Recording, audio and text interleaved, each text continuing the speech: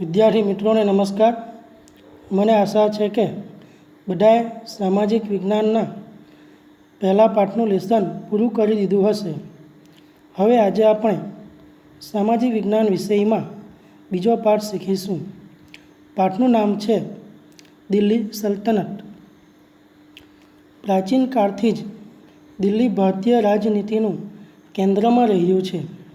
દિલ્હીની ગાદી પર રાજ કરતો રાજા ભારતનો સૌથી મોટો રાજા પણ કહેવાતો હતો. 12મી સદીમાં તોમર અને ચૌહાણ રાજપૂતોના સમયમાં દિલ્હી વેપાર અને વાણિજ્યનું એક મહત્ત્વનું કેન્દ્ર હતું. ત્યાર પછી 13મી સદીની શરૂઆતમાં દિલ્હી સલ્તનતની સ્થાપના થઈ હતી. ઈસવીસન 1206થી ઈસવીસન 1526 સદી દરમિયાન ઉત્તર ભારતના વિશાળ વિસ્તાર ઉપર જે શાસકો શાસન કરતા હતા તેઓને સુલતાન કહેવામાં આવતા હતા. અને વિદ્યાર્થી મિત્રો, તે શાસકોના શાસનકાળને જ દિલ્હી સલ્તનત તરીકે ઓળખવામાં આવે છે. આ વાક્યને પેન્સિલથી અંડરલાઇન કરજો. પરીક્ષામાં ટૂંકા પ્રશ્નોમાં પૂછી પણ શકાય. આ શાસકો મૂળભૂત રીતે તુર્ક અને અફઘાન મૂળના હતા. દિલ્હી સલ્તનત કાળમાં સવા 300 વર્ષ દરમિયાન કુલ 5 વંશોએ સત્તા ભોગવી હતી, જેમાં ગુલામ વંશ, ખલજી વંશ, તુઘલુક વંશ, સૈયદ વંશ અને લોડી વંશનો સમાવેશ થાય છે, જે અંડરલાઇન કરવાનું છે.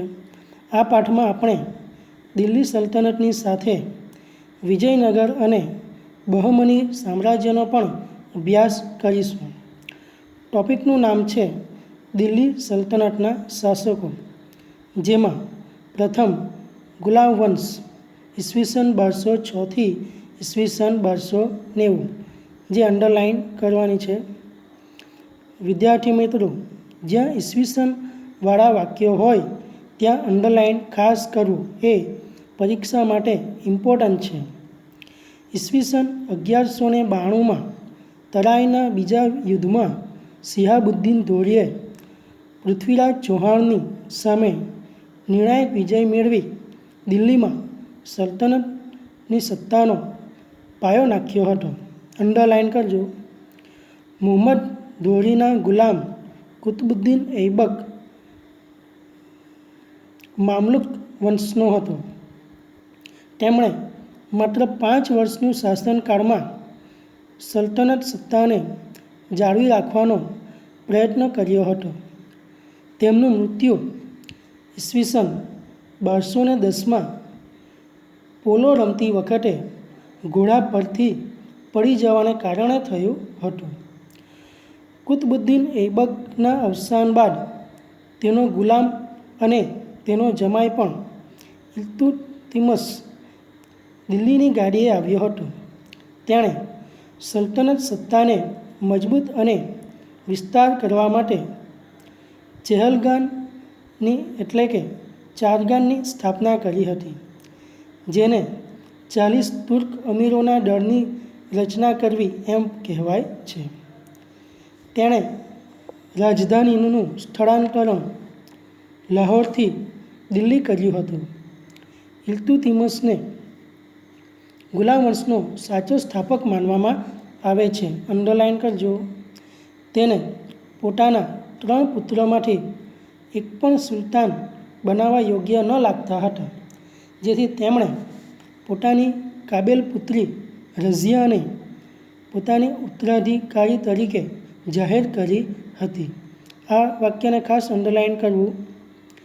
ઇલ્તુત્મિશના અવસાનના થોડા સમય બાદ તેની પુત્રી રઝિયા સુલતાના દિલ્હીની ગાદીએ આવી હતી, જે દિલ્હીની ગાદીએ આવનાર પ્રથમ મહિલા શાસક હતી. આ વાક્યને ખાસ અંડરલાઇન કરજો.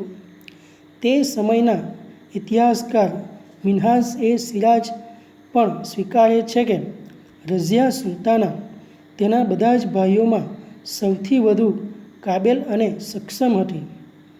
આમ છતાં તે એક મહિલા હોવાને કારણે દરબારીઓ શાસક તરીકે સ્વીકારવા માટે રાજી ન હતા, જેના પરિણામે તેનો સતત વિરોધ થતો હતો અને અમીરોને સત્તા મેળવવાની લાલસાના કારણે રઝિયા સુલતાનાનો શાસનનો અંત આવ્યો હતો.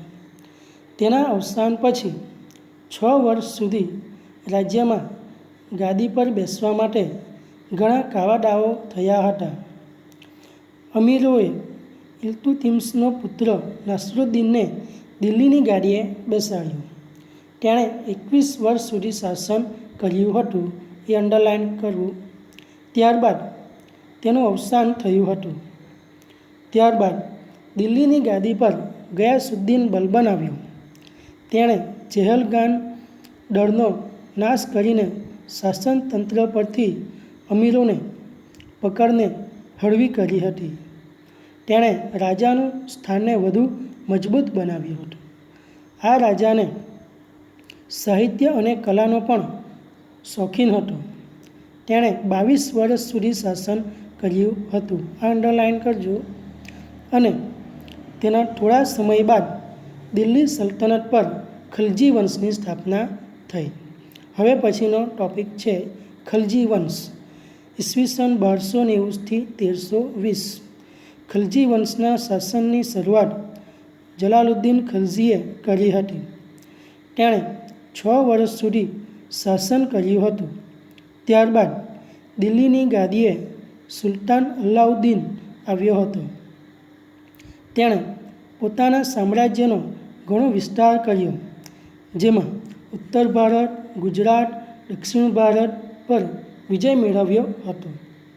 દિલ્હીમાં સ્થાયી સેનાની શરૂઆત કરી. તેણે સૈન્યના ઘોડા અને સૈનિકોની વિશિષ્ટ ઓળખ માટે ડાઘ અને ચહેરા પદ્ધતિની શરૂઆત કરી. આ ઉપરાંત વહીવટી સુધારા પણ કર્યા, જેમાં ભાવ નિયમન, બજાર નિયંત્રણ, સંગ્રહખોરી નિયમન વગેરે. અલાઉદ્દીન ખલજીના અવસાન બાદ રાજ્યમાં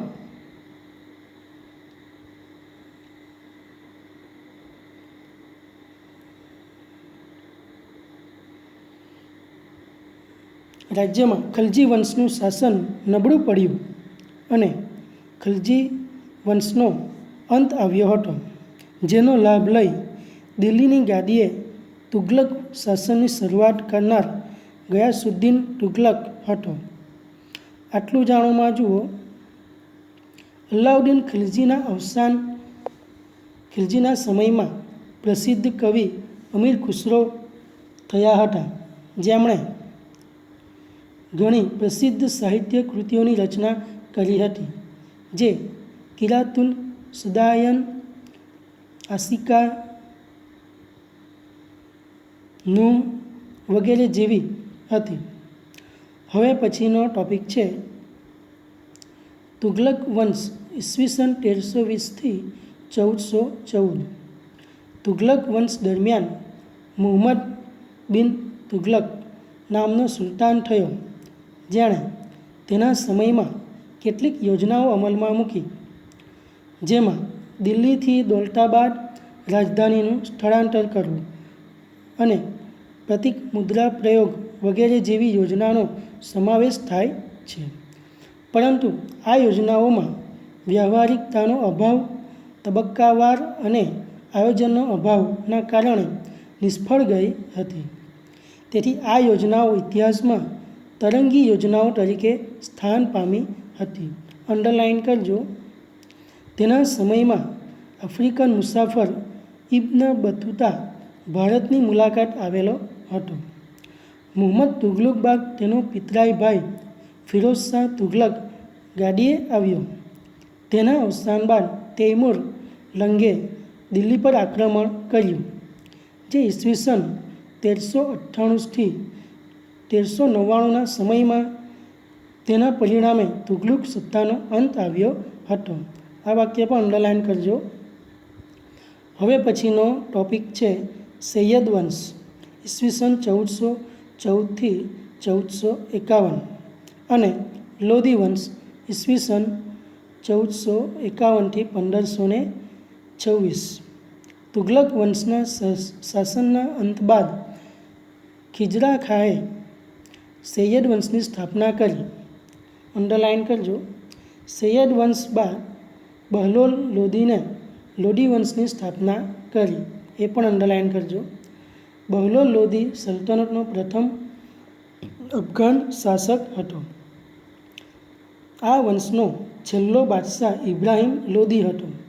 ઈસવીસન 1526માં બાબર સાથે પાણીપતના પ્રથમ યુદ્ધમાં તેનો પરાજય થયો હતો અને સલ્તનત યુગનો અંત આવ્યો હતો. ત્યારબાદ મુઘલ શાસનની શરૂઆત થઈ હતી. હવે પછીનો ટોપિક છે રાજ્ય વ્યવસ્થા. ઈસવીસન 13મી સદીમાં સ્થાપેલ દિલ્હી સલ્તનત ભારતમાં રાજ્ય શાસન વ્યવસ્થાની દૃષ્ટિએ વિશિષ્ટ હતું. દિલ્હી સલ્તનત શાસનના કેન્દ્રમાં સુલતાન હતો. સુલતાનની સત્તા સૌથી ઉપર હતી. તે સર્વોચ્ચ સેનાપતિ, કારોબારીનો સર્વોચ્ચ વડો અને સર્વોપરી ન્યાયાધીશ પણ હતો. સુલતાનને મદદ કરવા માટે એક મંત્રીમંડળ પણ હતું. મંત્રીમંડળના મંત્રીઓ અને અધિકારીઓની નિમણૂક સુલતાન પોતે જ કરતો હતો. સલ્તનત શાસન વ્યવસ્થાને 3 ભાગોમાં વહેંચવામાં આવી હતી. અંડરલાઇન કરજો. જેમાં કેન્દ્રીય, પ્રાંતીય અને સ્થાનિક વગેરે, જેને વિસ્તારપૂર્વક આપણે જોઈશું. જેમાં પહેલાં આવશે કેન્દ્રીય શાસન. સુલતાન પછી મંત્રીમંડળ મુખ્ય હતું. સુલતાનનો પ્રધાનમંત્રીને વજીર કહેવામાં આવતો હતો, જે વહીવટ તંત્રનો વડો હતો. આ ઉપરાંત મંત્રીમંડળમાં સેના વિભાગ, પત્રવ્યવહાર વિભાગ, ધર્મ વિભાગ, વિદેશ વિભાગ, ગુપ્તચર વિભાગ વગેરે વિભાગોનો પણ સમાવેશ થાય છે. આમ તે સમયે પણ થોડી ઘણી મંત્રીમંડળ જેવી વ્યવસ્થા પણ જોવા મળે છે. નીચે આટલું જાણો અને જુઓ. અલાઉદ્દીન ખિલજીના સમયમાં સરકારી તંત્ર પૂરતી ટપાલ વ્યવસ્થા અસ્તિત્વમાં આવી હતી. ખેપિયાઓ શાહી હુકમો, સંદેશો લઈ જતા હતા. રાજ્યના મહત્ત્વના મથકે ખેપિયાઓ મળતા હતા. આ રીતે અત્યારની ટપાલ વ્યવસ્થાની પ્રારંભિક આવૃત્તિ તેને કહી શકાય. આટલું જાણોને પણ વિદ્યાર્થીઓએ અંડરલાઇન કરી લેવાનું છે. પરીક્ષા માટે ઉપયોગી છે. હવે પછી આપણે પ્રાંતીય શાસન વિશે જોઈશું. સલ્તનત કાળમાં પ્રાંતને જાગીર કહેવામાં આવતું હતું, જેને ઇક્તા કહેવામાં આવતું. તેના વડાને ઇક્તેદાર કે મુક્તિ કહેવાતો હતો, જે પ્રાંતની કારોબારી અને ન્યાયતંત્રનો પણ વડો હતો. તેનું કાર્ય જમીન મહેસૂલ એકત્ર કરવાનું અને સુલતાનને જરૂર પડે ત્યારે લશ્કરી મદદ કરવાનું રહેતું હતું. જોકે અલાઉદ્દીન ખલજી અને મુહમ્મદ તુગલક સમયમાં કેન્દ્રીય સેનાને મહત્ત્વ આપી ઇક્તેદારો પર નિયંત્રણ સ્થાપવામાં આવેલ હતું. હવે પછી આપણે સ્થાનિક શાસન વિશે જોઈશું. પ્રાંત પછીના એકમને જિલ્લા અને તાલુકામાં વહેંચવામાં આવતા, જેને અનુક્રમે સિક અને પરગણા કહેવામાં આવતા હતા. ગામનો વહીવટ મુખી કે મુકદ્દમ કરતો હતો. તેને પરવારી અને કારકુન મદદ કરતા હતા. તો વિદ્યાર્થી મિત્રો, આજે આપણે પહેલા ભાગમાં આટલું શીખીશું. બાકીનું બીજા ભાગમાં આવશે. તમારે જે જગ્યાએ આટલું જાણો અને અંડરલાઇન કરી લેવાની છે અને તેનો બરાબર અભ્યાસ પણ કરવાનો છે. હવે આપણે નવા વિડીયોમાં મળશું.